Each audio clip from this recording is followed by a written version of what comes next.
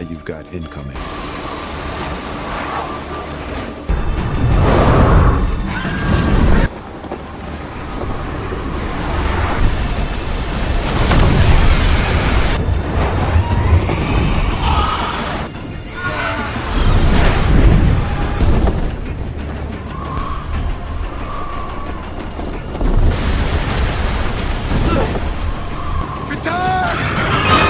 Berawal dari munculnya berbagai macam musibah di bumi, gempa, tsunami, gunung meletus, membuat temperatur bumi tidak stabil. Lebih parahnya lagi, kandungan oksigen yang sudah terkontaminasi membuat orang-orang kesulitan bernapas. Hal itu menjadikan bumi sebagai planet tidak layak huni. Maka dari itu, satuan unit yang diberi nama Rangers pun dibentuk, merupakan upaya militer global untuk mengevakuasi bumi, memimpin seluruh umat manusia di kala itu menuju rumah baru mereka di sebuah planet bernama Nova Prime.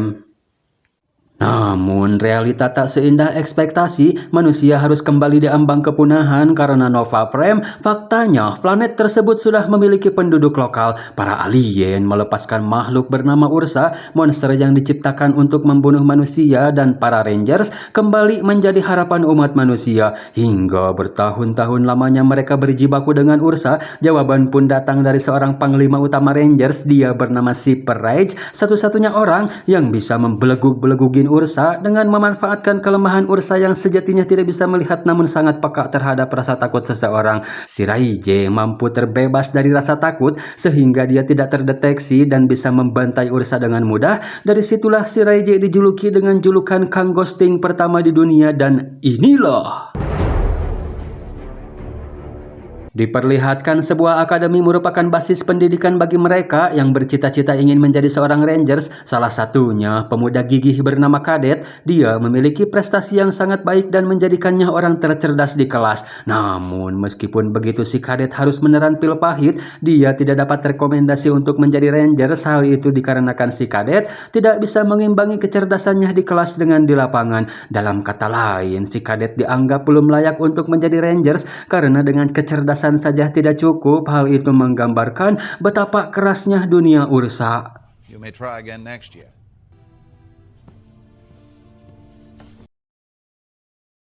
Singkat waktu setelah pulang, yang ternyata si Kadet adalah anak dari Kang Ghosting, yaitu si panglima utama Rangers Thea. Mengetahui anaknya tidak lolos seleksi, meskipun sudah sangat mengenal dengan si pencari bakat yang bernama Velan, dia tidak akan meminta supaya anaknya diloloskan, melainkan sangat percaya pada si Velan kalau itu merupakan keputusan terbaik untuk anaknya yang belum siap untuk menjadi Rangers.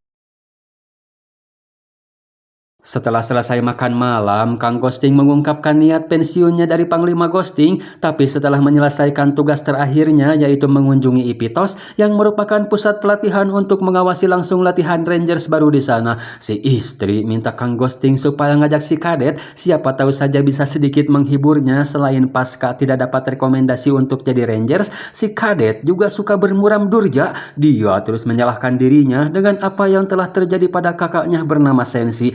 Dia tidak memerlukan seorang panglima yang berwibawa, yang dia butuhkan hanya sosok seorang ayah di sampingnya. Lantas si Kang Ghosting pun menemui si Kadet supaya berkemas karena akan mengajaknya ke Ipitos.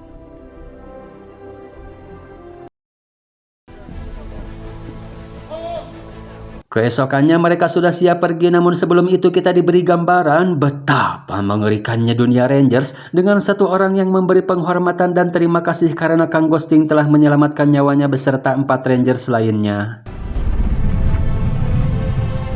Kang Ghosting pun memulai perjalanannya menuju Ipitos. Di saat yang lain tertidur, lain dengan si Kadet yang melotot, diam-diam dia pergi ke kargo yang berada di ekor pesawat karena penasaran dengan Ursa yang diangkut tadi. Sempat diperingati petugas supaya jangan mendekat, namun dikarenakan si Kadet adalah anak dari panglima mereka, si Kadet pun diizinkan untuk ngetes ilmu ketakutannya. Yang ternyata kenapa si Kadet begitu sangat penakut, karena dia memiliki semacam trauma mendalam dikala itu Ursa secara tiba-tiba datang ke rumahnya. Si Kadet yang waktu itu masih sangat bocil disembunyiin kakaknya si Sensi Thea supaya tidak terdeteksi Ursa, namun sayangnya sang kakak harus jadi korban keganasan Ursa di depan matanya sendiri. Sedangkan si Kang Ghosting yang baru terbangun, dia menunjukkan kelasnya sebagai panglima. Hanya dengan menyentuh kabin pesawat dia bisa merasakan sesuatu yang ganjil, seraya memanggil si kadet dan nyuruh supaya duduk dengan mengikatkan sabuk pengaman sekencang-kencangnya. Kang Ghosting langsung menuju pilot dan memberitahu mereka kalau dia merasakan getaran gravitasi di lambung pesawat. Itu artinya badai asteroid akan segera datang, hanya tinggal beberapa menit saja.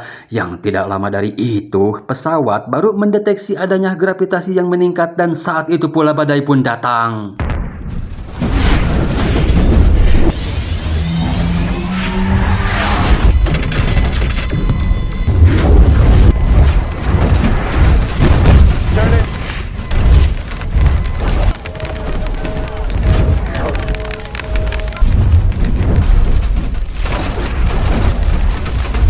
Kang Ghosting memberi perintah pada pilot supaya memindahkan pesawat ke hanggar Delicia karena itu merupakan tempat terdekat. Meskipun merupakan tempat terlarang, tapi mereka tidak punya pilihan lain dan demi keselamatan bersama juga.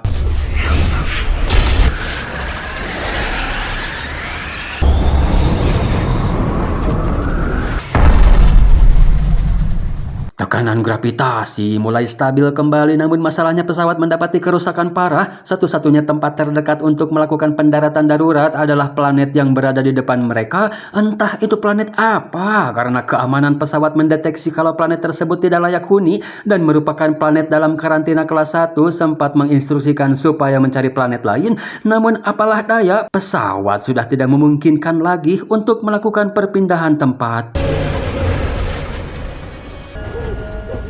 Begitu shocknya si kadet dengan keadaan yang sedang dia alami. Saat Kang Ghosting mencoba menenangkan si kadet, tak tiba-tiba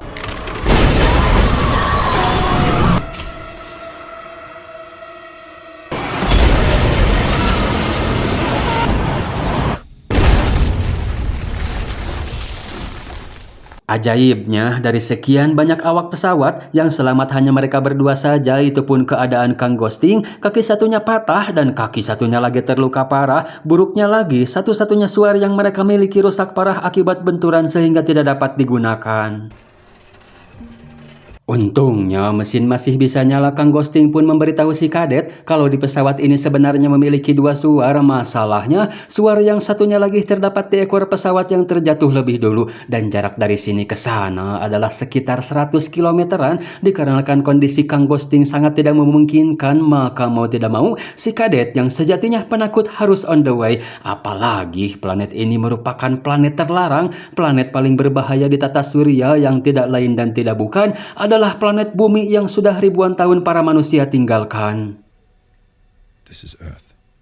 Selain semua makhluk di bumi yang telah berevolusi, faktor udara dan suhu juga membuat bumi yang kita tinggali saat ini memposisikan diri sebagai planet karantina kelas 1. Supaya bisa bertahan di luar sana pun, si kadet harus dibantu oleh cairan khusus sebagai penyaring udara dengan cara melapisi paru-paru dan membantu penyerapan oksigen supaya bisa bernapas dengan nyaman. Oxygen extraction allowing you to breathe more comfortably in the environment. Sedangkan Ursa yang mereka bawa kemungkinannya ada 3. Dia mati saat kecelakaan, terluka parah dan tetap berada dalam kurungan, atau dia terlepas dan masih hidup. Tapi si kadet tidak perlu khawatir karena si kadet tidak akan sendirian. Kang Ghosting akan mengawasi dan memberi instruksi dari jauh karena kostum sudah dilengkapi digital dan rekaman langsung yang bisa dipantau Kang Ghosting. Terakhir si kadet dibekali senjata C-40 yang sudah dilengkapi dengan 22 perubahan senjata.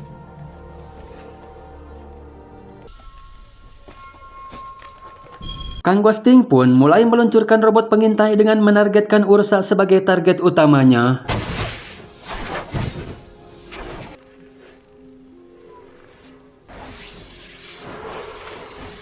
Si kadet juga sudah memulai perjalanan berbahayanya, dipandu langsung oleh Kang Ghosting dengan alat komunikasi di tangannya. Hingga baru beberapa puluh meter saja berjalan, kostum yang digunakan si kadet berubah warna menjadi hitam. Itu tandanya sensor mendeteksi adanya pergerakan suatu makhluk sedang menuju ke arah si kadet, yang berhasil dilacak Kang Ghosting kalau makhluk tersebut bergerak dari arah barat supaya si kadet bersiap untuk menyambutnya. Ternyata yang datang si Uwa, gengs. Uwa tidak mau nasi padang. Uwa maunya pisang. Si kadet disuruh lari ke belakang karena di sana terdapat sungai, membuat monyet-monyet itu berhenti mengejarnya. Namun meskipun begitu, si kadet tetap saja panik seolah-olah dia merasa masih dikejar. Berlutut adalah cara mereka untuk menenangkan diri hingga bajunya kembali ke mode normal, artinya dia sudah aman. Namun Kang Ghosting mendeteksi adanya penyebaran racun yang ternyata itu ulah lintah darat dari sungai tadi. Seketika wajahnya pun berubah menjadi bara rengep. Beruntung dia sempat menyuntikkan penawar racun meski hampir-hampiran saja tidak sempat. So you are going to have to lie there. Sambil menunggu si kadet sadar, Kang Ghosting mencoba mengobati lukanya sendiri tanpa memberinya efek pereda nyeri alias obat baal karena obat tersebut memberi efek ngantuk yang membuat Kang Ghosting tidak bisa memantau si kadet bila dia keheesan. Setelah sadar, si kadet kembali melanjutkan perjalanan di mana si kadet harus segera menemukan tempat hangat karena ketika malam hari, suhu bumi akan berubah total menjadi sangat dingin yang dapat membuat si kadet beku seketika. Setelah berlari selama 50 menit dan sampai pada titik suhu hangat, kadar oksigen dalam tubuh si kadet terdeteksi menurun. Lantas Kang Ghosting pun nyuruh si kadet supaya menggunakan cairannya lagi. Namun ternyata ada 2 cairannya yang telah hancur. Hal itu membuat si kadet tidak punya cairan cadangan alias pas-pasan, hanya bertahan sampai ke lokasi ekor pesawat, itu pun jika dia sampai tepat waktu. 4 hours remain, sir.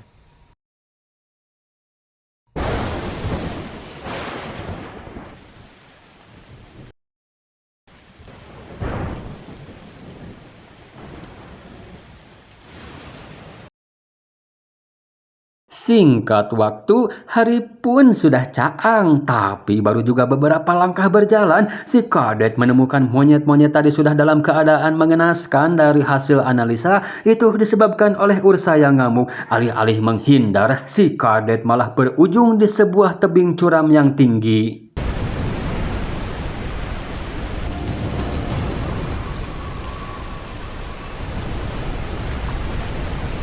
Kang Ghosting nyuruh si kadet memeriksa persediaan dan perlengkapan. Di saat menyebutkan cairan nafas, Kang Ghosting mendeteksi adanya kebohongan hingga akhirnya si kadet memperlihatkan cairan tersebut yang hanya tersisa 2 botol kecil saja. Dikarenakan untuk menerjuni tebing butuh 2 botol kecil sedangkan melalui jalur tanah butuh 3 botol kecil, kemungkinan si kadet bisa sampai ke lokasi ekor pesawat sangat kecil. Tidak mau ambil resiko, Kang Ghosting memberi perintah kalau misi dibatalkan dan segera kembali ke pesawat.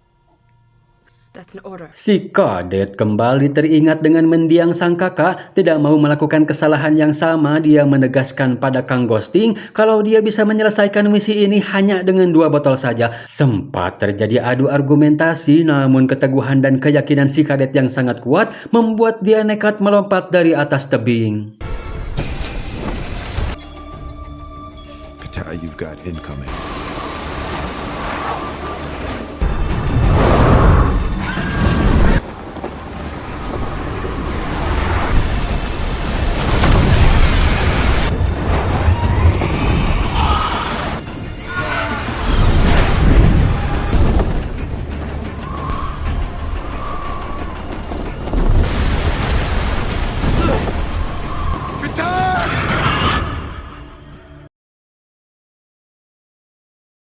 Wah, apakah si kadet hendak akan dijadikan makanan buat anak-anaknya si elang? Namun tiba-tiba saja muncul beberapa ekor macan, sepertinya mereka hendak memangsa anak-anak elang. Anehnya, si elang justru terlihat seperti menolong si kadet.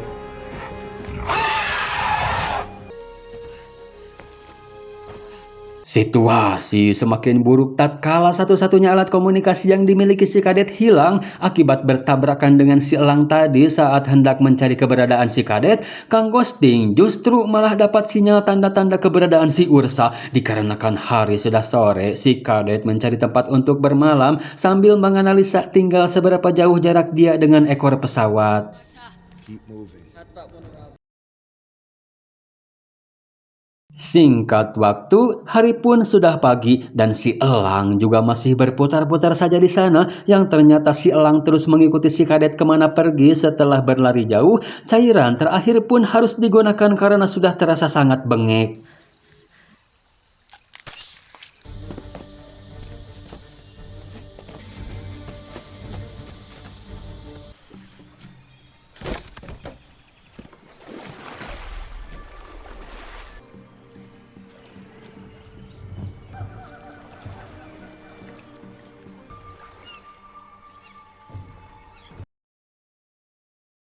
Tiba-tiba saja si kadet dibangunkan oleh kakaknya si Sensi. Dia memberitahu si kadet kalau ekor pesawat sudah sangat dekat, nyuruh si kadet untuk segera bergegas. Namun dikarenakan si kadet malah gogoleran terus, tak tiba-tiba Bagoy teh rupanya sang kakak hadir untuk membantu si kadet saat melanjutkan perjalanan. Tiba-tiba saja udara di sana menjadi dingin sampai-sampai si kadet membeku tidak bisa bergerak lagi.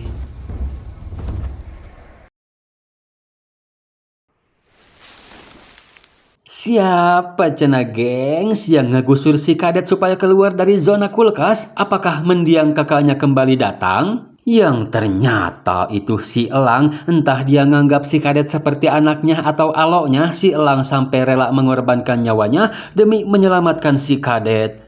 Emang boleh sepeduli itu, gengs? Di saat bengek melanda, itu artinya efek cairan napas sudah habis. Si kadet menemukan puing-puing pesawat yang ternyata ekor pesawat yang dia cari sudah di depan mata. Hal pertama yang si kadet cari jelas adalah cairan nafas untuk menghilangkan rasa bengeknya. Setelah itu, dia mencari alat komunikasi baru untuk menghubungi si ayah. Alangkah senangnya Kang Ghosting mengetahui anaknya masih hidup dan berhasil. Namun, komunikasi tidak berjalan lancar. Kang Ghosting dapat mendengar suara si kadet, tapi si kadet tidak bisa mendengar suara Kang Ghosting. Itu dikarenakan si kadet berada di zona hitam sehingga gangguan elektris pun terjadi. Tak kunjung mendapatkan jawaban, si kadet mencari Suar dan mencoba menyalakannya, yang ternyata Black Zone juga berlaku pada Suar, sehingga Suarnya pun tidak bereaksi sama sekali. Kepanikan dan ketakutan semakin menyelimuti si kadet tatkala mengetahui kalau Ursa telah terlepas. Hal itu jugalah yang membuat Ursa akhirnya bisa mendeteksi si kadet. Dikarenakan si kadet murid paling cerdas di kelas, dia teringat pelajaran geografi yang menyebabkan Suar tidak mau menyala seraya menatap ke arah gunung, bermaksud akan pergi ke sana. Good boy. Good boy.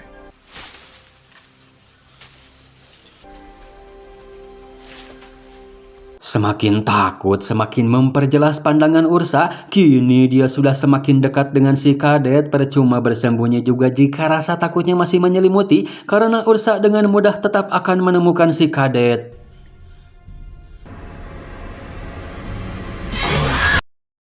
Makhluk-makhluk di bumi memang berevolusi, tapi tak semengerikan Ursa ya gengs. Masalahnya cuma ada di oksigen saja.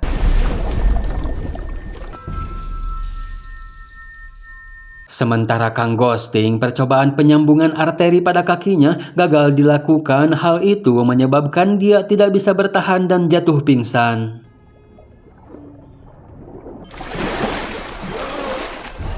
Sedangkan si kadet yang keluar dari air tempat sempit pun tidak dihiraukan si Ursa, karena sejatinya yang dia lihat hanyalah si kadet semata. Maka tak ayal kalau Ursa begitu ngototnya untuk bisa mendapatkan si kadet.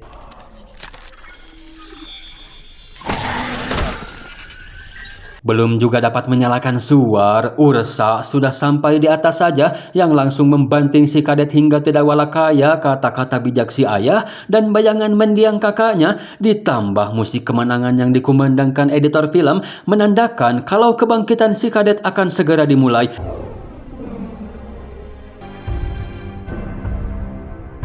Dia akhirnya bisa menenggelamkan rasa takutnya sehingga si Ursa tidak bisa lagi mendeteksi si kadet, alias si kadet berhasil menjadi Kang Ghosting dan dengan mudah membantai si Ursa.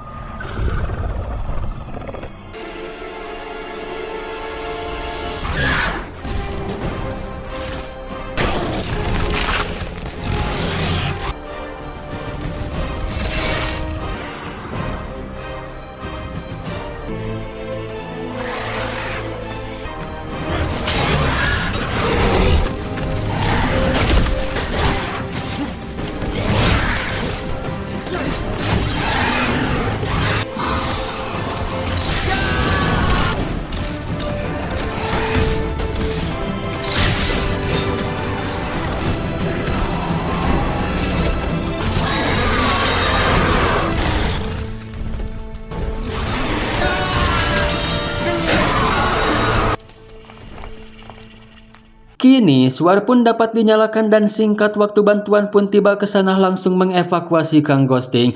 Film pun diakhiri dengan pemberian hormat Kang Ghosting pada anaknya yang telah berhasil menyelesaikan misi di luar Nurul. Ama atmat atosan.